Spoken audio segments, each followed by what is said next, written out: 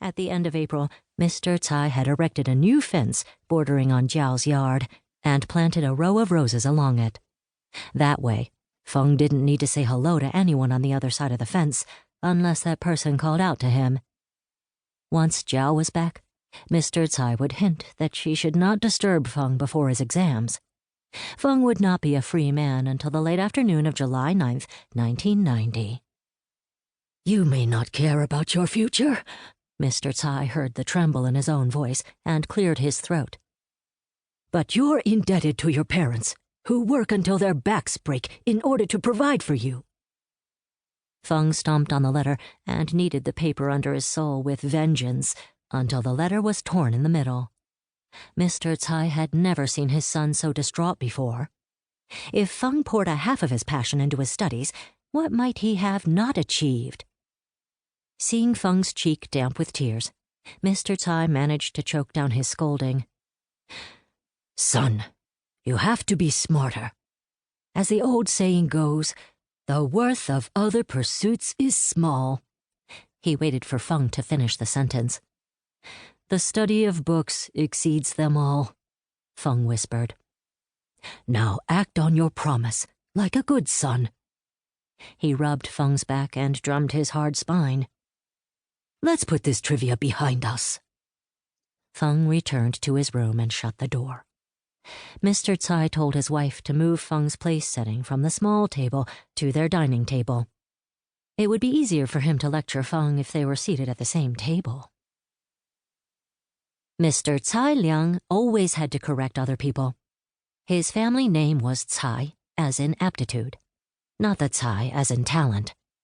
He had grown up without a father, and his mother hadn't given him her surname, Bai, as in white, a synonym for chastity.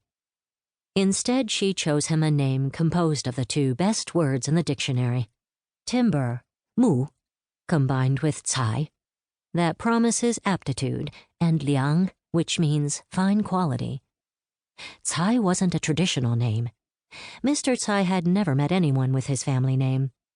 Therefore, he was overjoyed to beget a son who would carry on his lineage. Mr. Tsai named him Tsai Feng, abundant aptitude. To this day, Feng's name remained one of the two things about his son with which Mr. Tsai was satisfied. The other was Feng's good looks. His eyelashes, long and dense, shaded his eyes like little fans.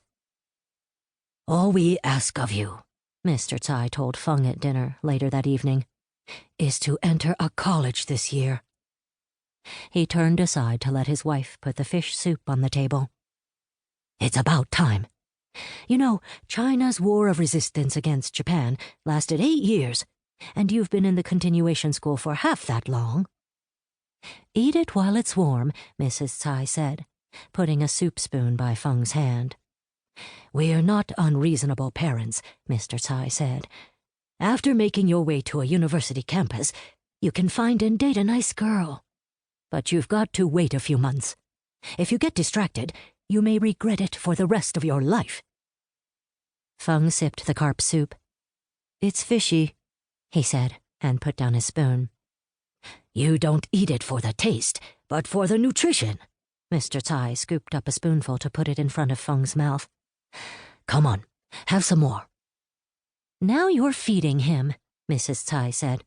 "No wonder the newspaper said the one-child policy has produced a generation of little emperors." "Feng is not like the other only children." Mr. Tsai pinched his wife's thigh under the table. She slapped his hand away. "We have relatives in Taiwan. Feng may write to his cousins, whom he's never met." Feng swallowed the soup and pouted his lips. "Why would I want to do that?" "Not everyone can boast of an extended family nowadays."